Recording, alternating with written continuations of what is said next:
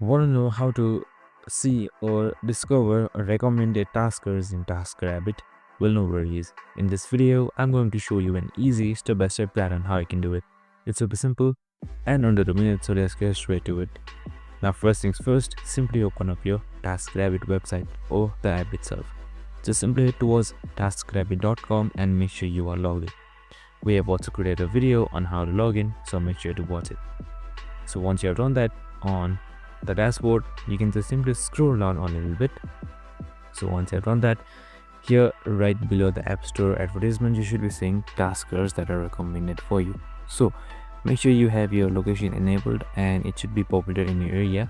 So it should show their task completed and the top skills as well, which you can use. You can also view the tasker's profile by selecting view tasker's profile.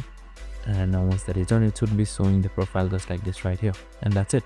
So you can just simply select any task and continue them. I hope this video helped. If it did, make sure to like, subscribe and tune in with us for more of these videos. See you in the next one.